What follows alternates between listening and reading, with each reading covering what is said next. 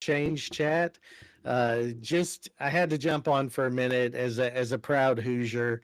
What a game! If any of you got a chance to watch the Big Ten championship game tonight, just an amazing job by the Hoosiers. Ohio State always plays well; they did a great job, but that Hoosier team, considering where they were 2 years ago and where they are now, and just an amazing comeback and or not even a comeback. They did just such a good job in 2 years turning that around.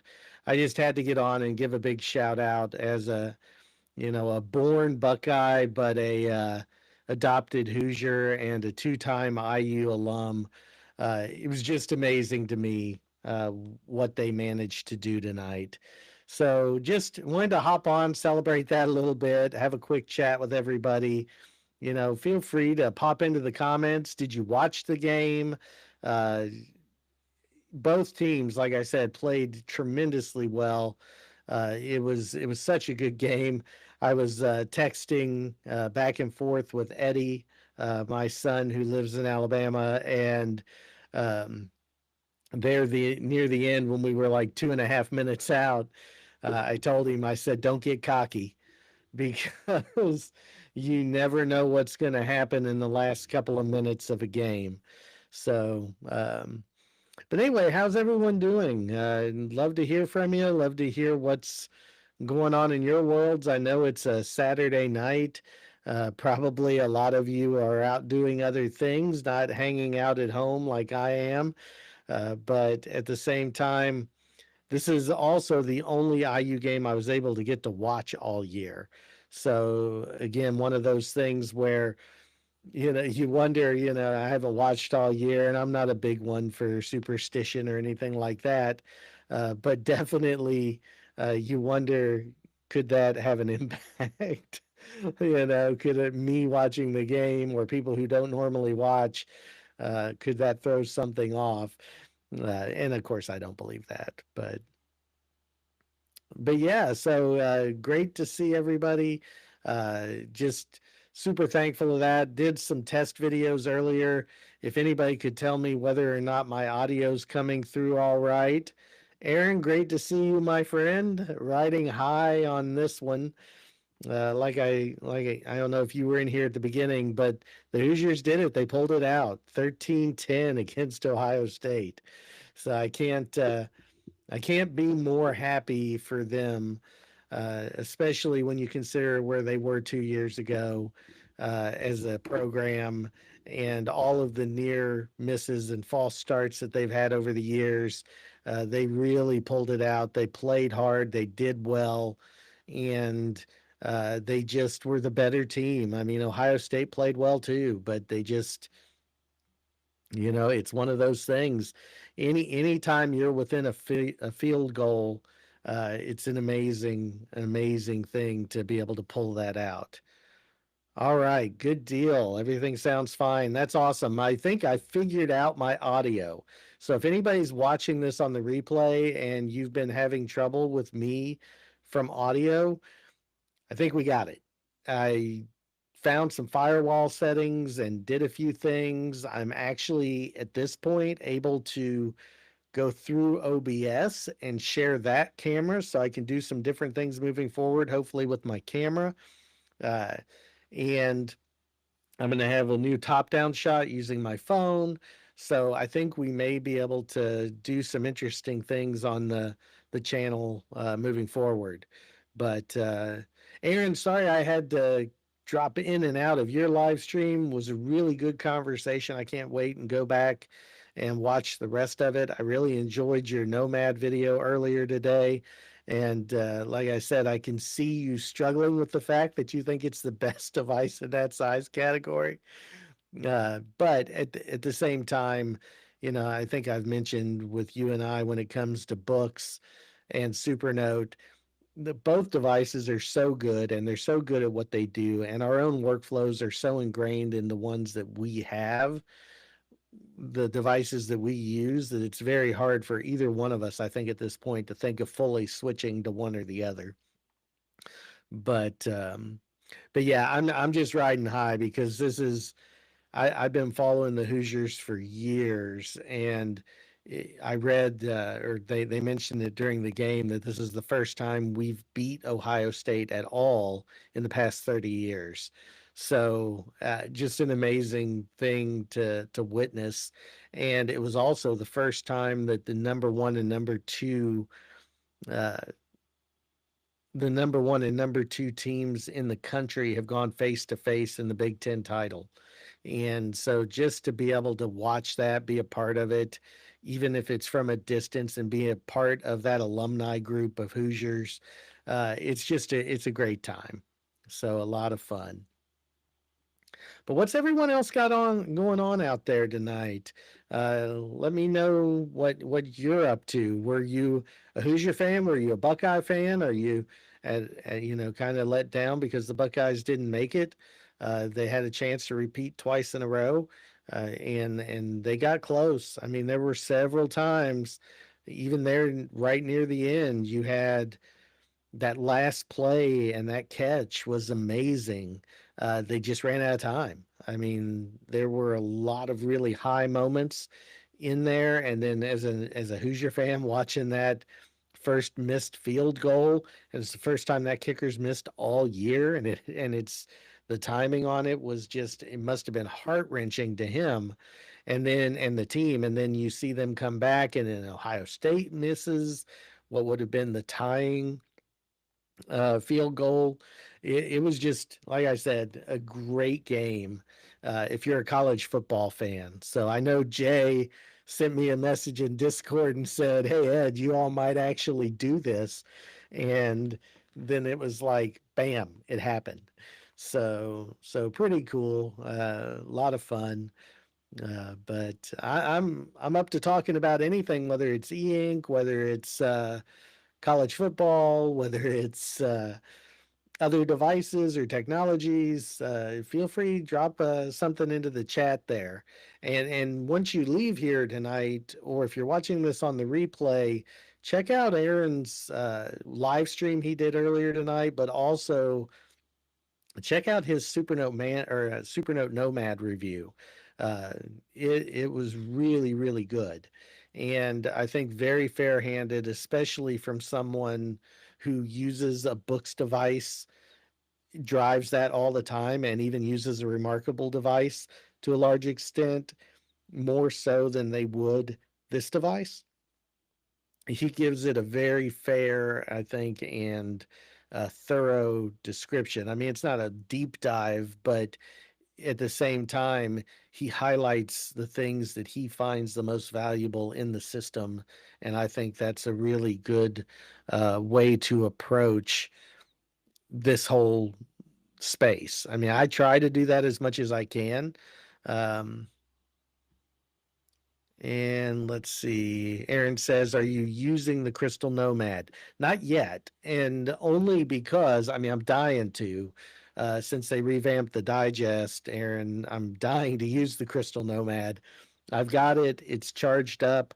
I'm taking it with me, but I'm really trying to button up my books reviews and my series that I'm going to release, because I'm going to have this next week. I'm going to have a whole bunch of papers to grade. So the Note Max is going to get a real big workout.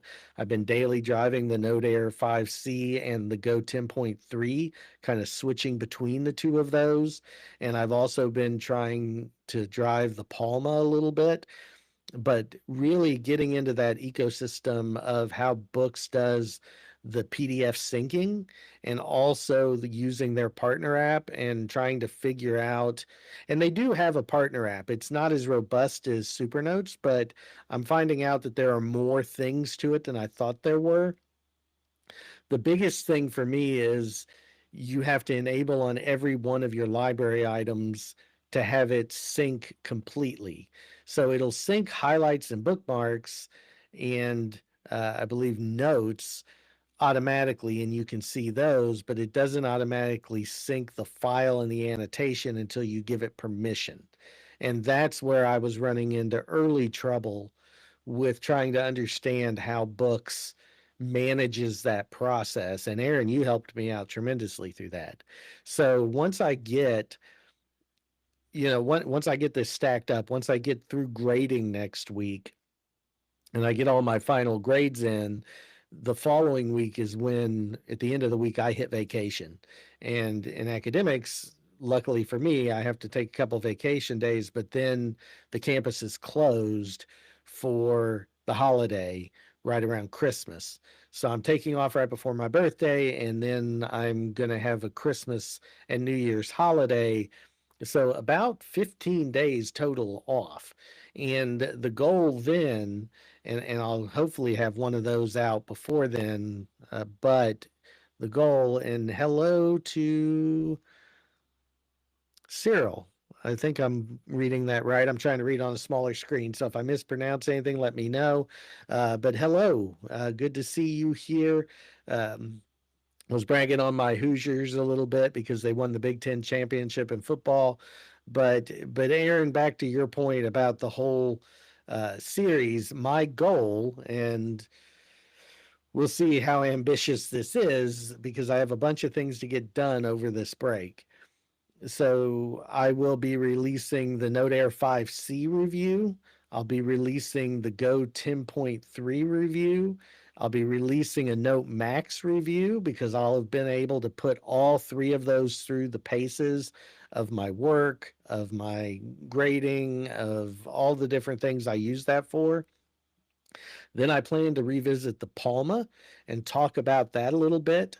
But then I really intend to dive into the Nomad and talk about how that use with the Manta, which is my daily driver for the most part, and how now that the new digest is out there, what that's going to look like, and see what's going on with that.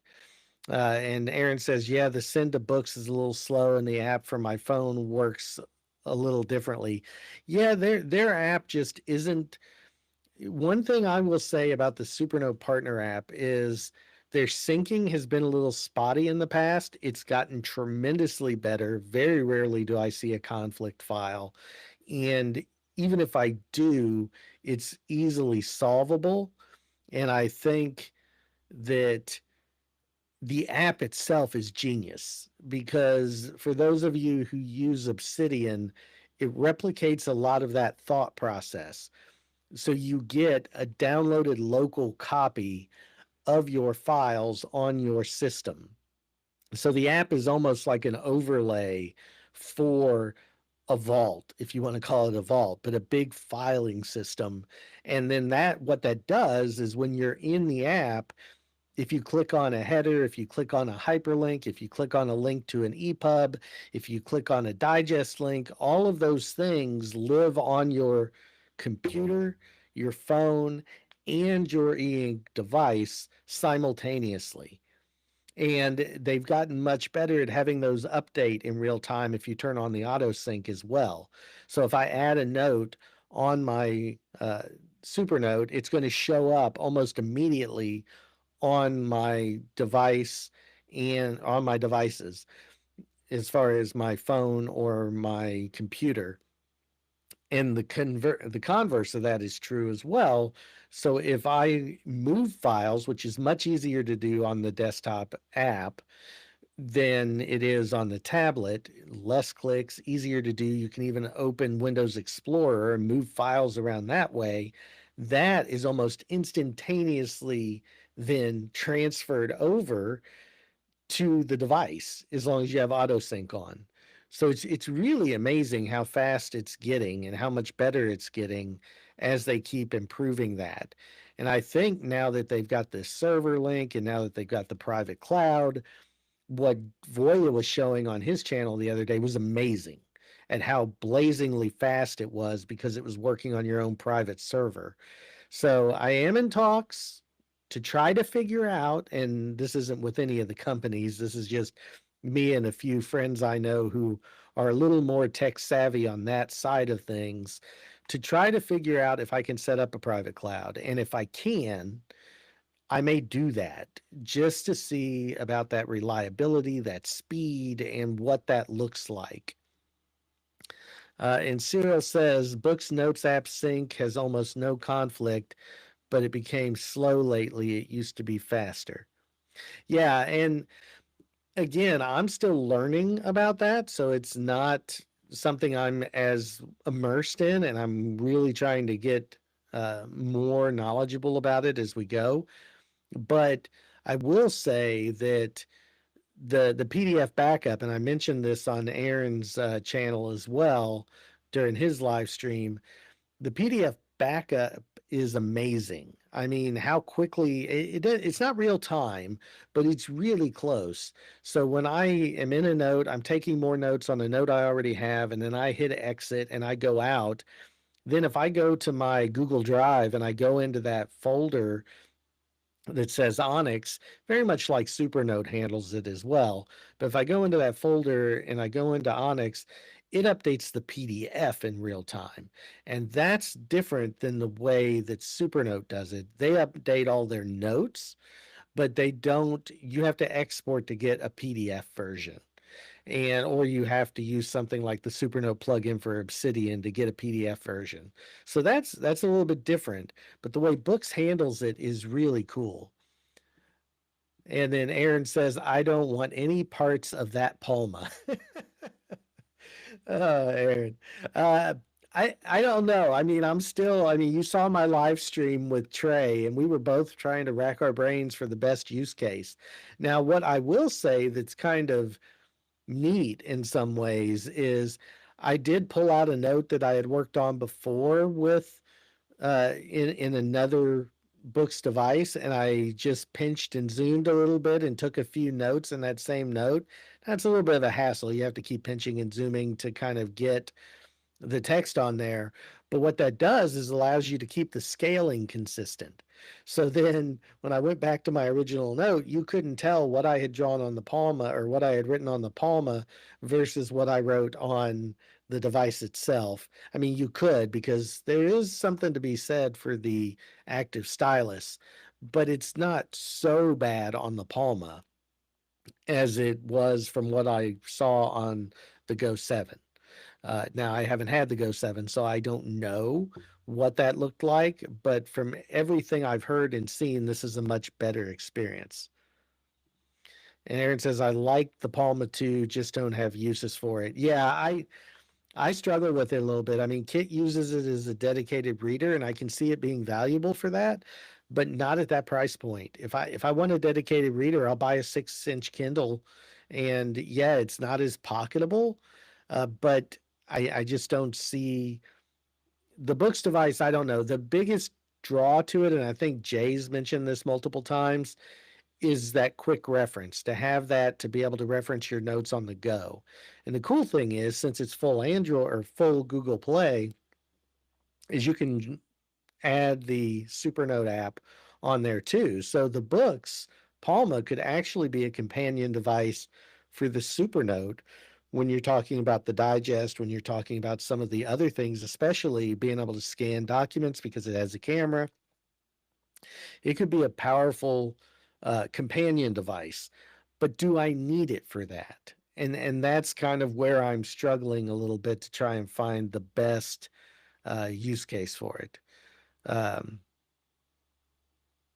yeah, and Aaron says they fixed the scaling issues going from a small device and up. I don't know for sure, because when I've done notes just on the Palma by itself, it does that same thing that Remarkable does. It shrinks the canvas and it shows what it looked like. Like if you open those notes on another device, it shows just that little sliver. And it would be, and I don't know how they would do this. I'm not a programmer. I don't claim to be. I don't want to have anybody out there saying, oh no, he thinks this is easy. I don't. But it'd be really cool if they could figure out a way to reflow it in a way that allowed you to have more real estate below, or however that would work. And I don't know that they can do that. And I haven't tried to open up my Note Max notes or my notes on the 10.3 or the Note Air 5C lately on the Note Max, but that's on my to-do list. for this video series. So we'll just have to see how that all works. And Aaron says it seems like the only difference between the Palma 2 and the new one is writing. I don't know, Aaron, to be well. I mean, the Palma 2 wasn't color, I don't think. Tell me if I'm wrong there. This new one is color, and I think that does make a difference. One thing I'm testing right now with books is the new smooth refresh experience.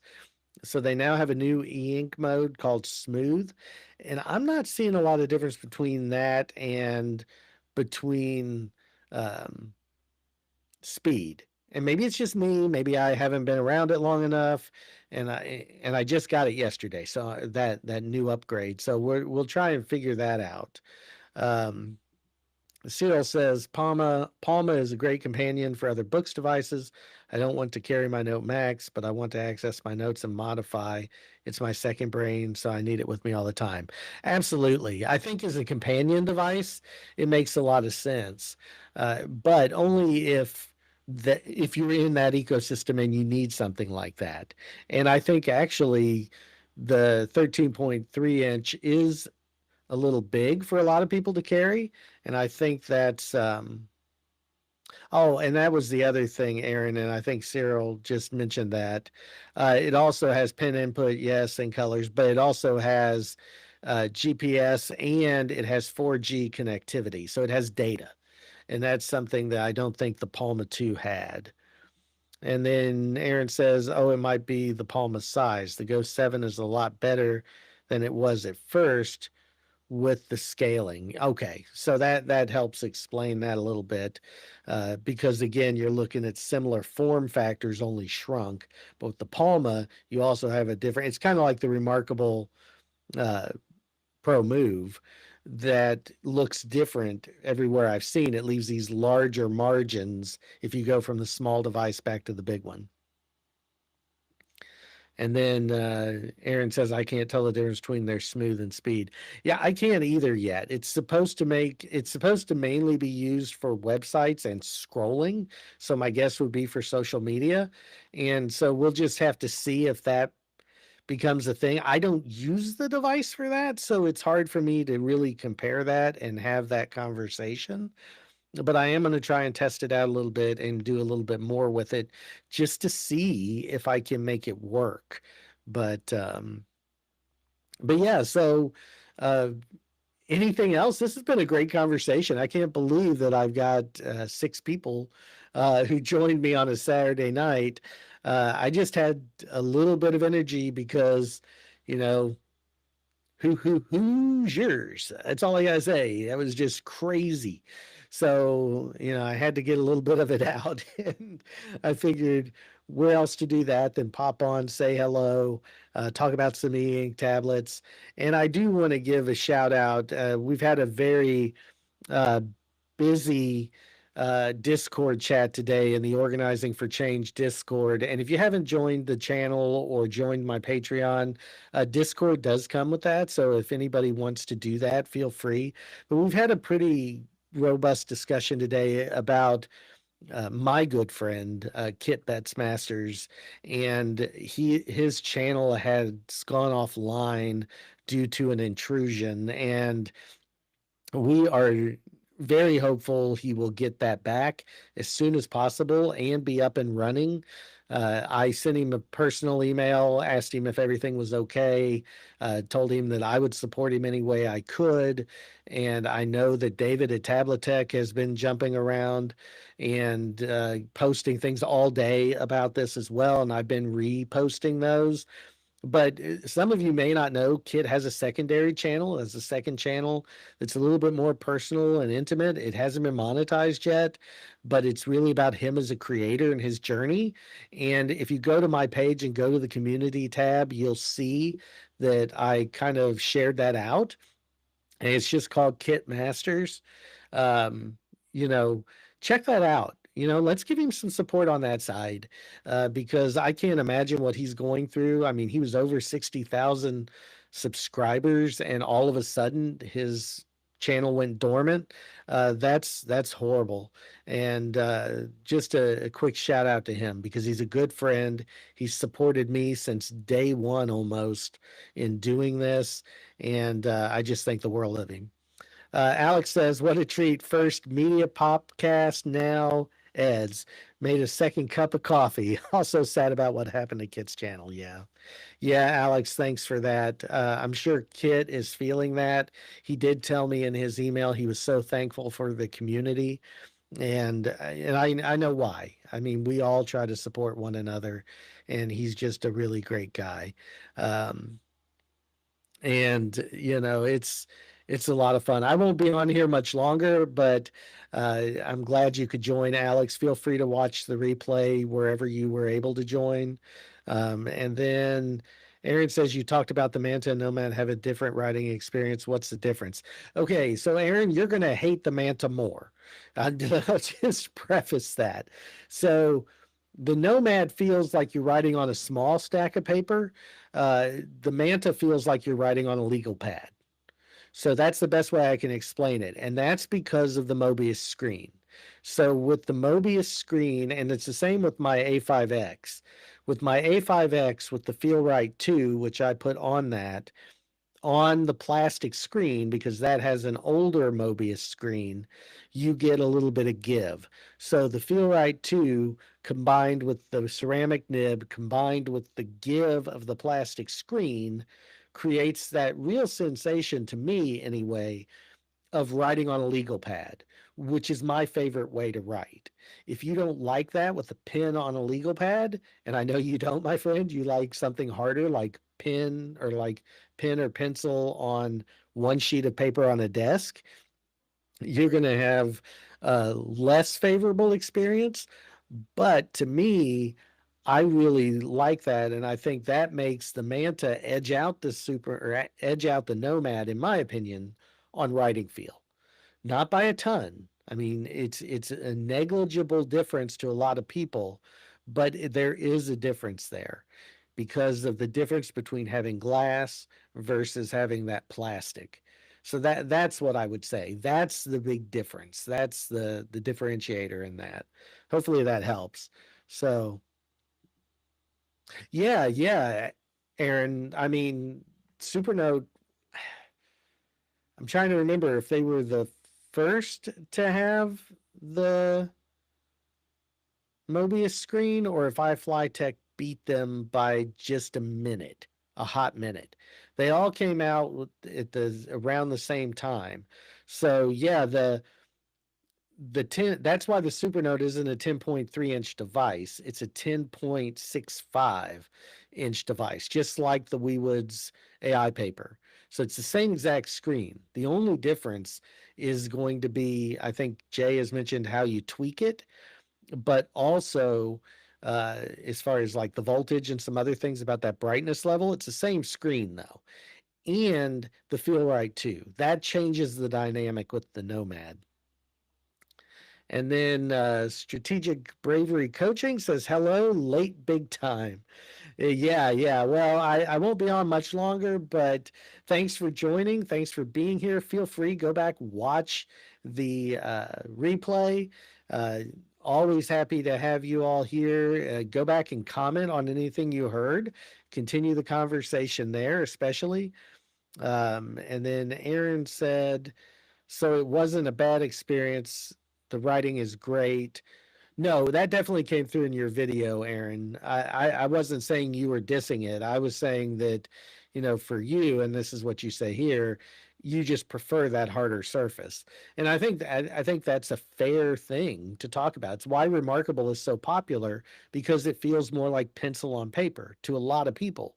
And all of the videos bear that out. When Voya talks about the hardness and roughness test and all of those different things that he does, and when he drags that across the screen and the latency and all of these different components, it's just a different experience. And however you feel comfortable writing makes a world of difference. It's all personal preference once you get down to that.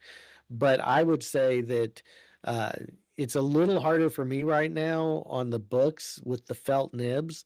Uh, because I just don't enjoy that experience as much, but I'm getting more used to it.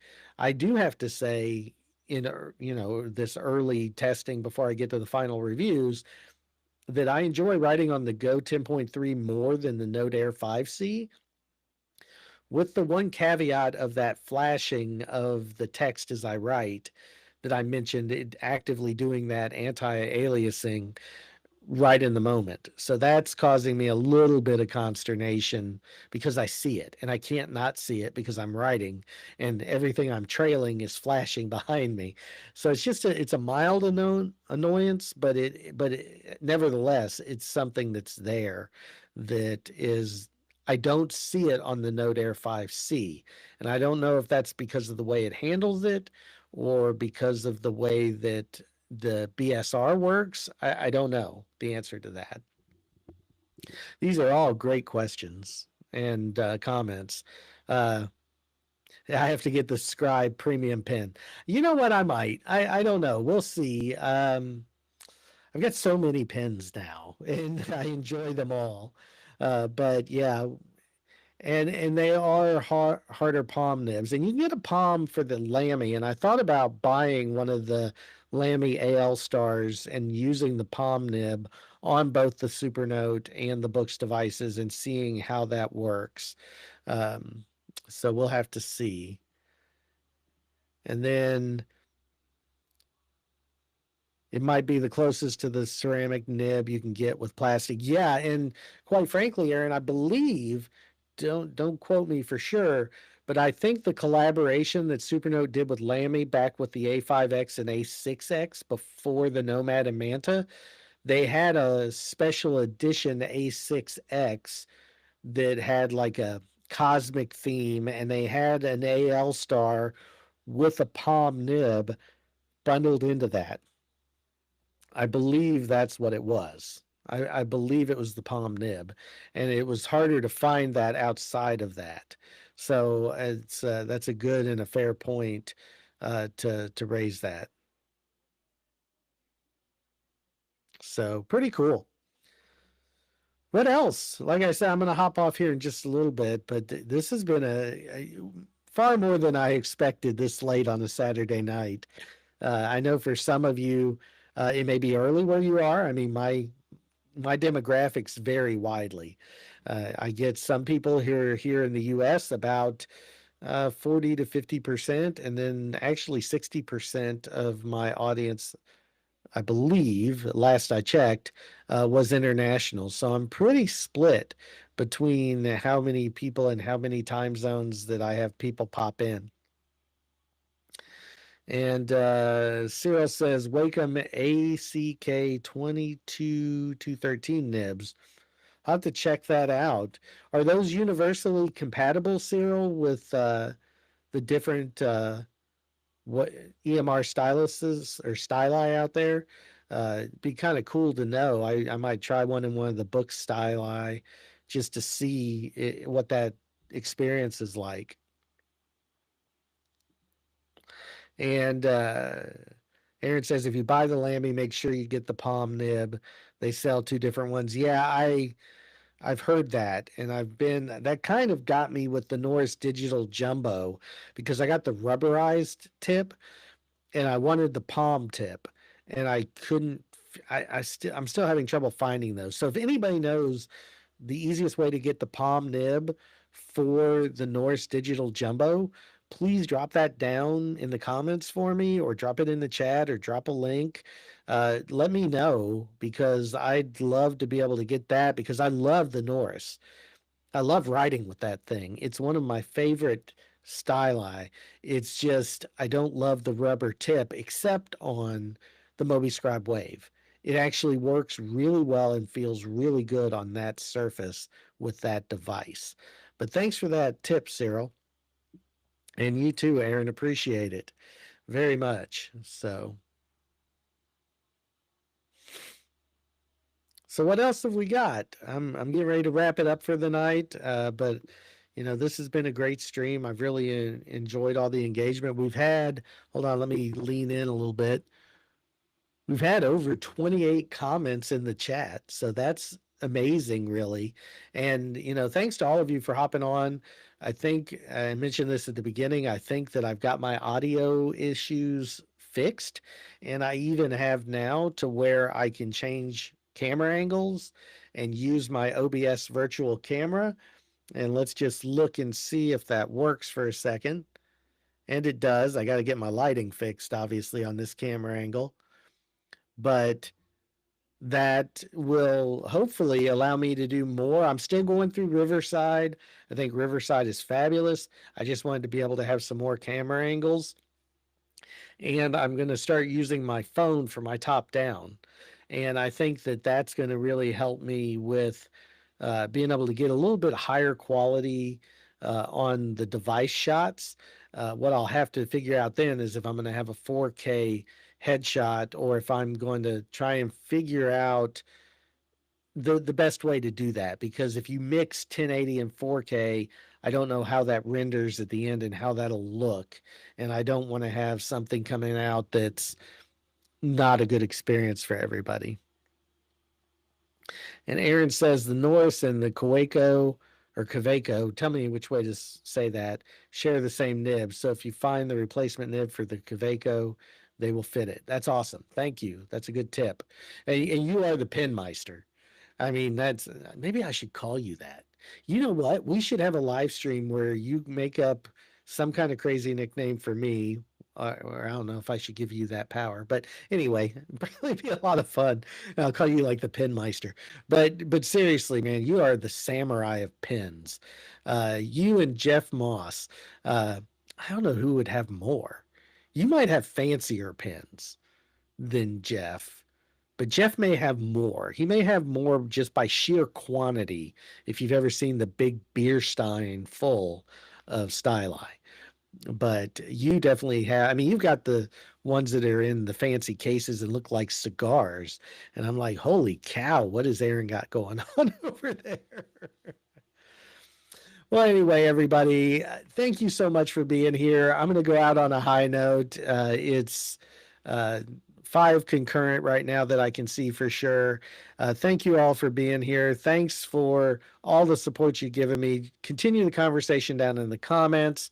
Look forward to these reviews. I'm going to have those coming out very soon. I'm also going to finish the organization course by the end of the year, and that will be fully available. Right now, we've got 6 of the 9 modules out. I'm going to finish the last 3 over break, and then that will be fully fleshed out and done. And then, of course, I'll tweak it, I'll change it, I'll add new things. But once you buy it or once you sign up and you become a member of the course, you have it for life. So just remember that. Until next time, you all keep moving forward and go Big Red, go Hoosiers, and go IU.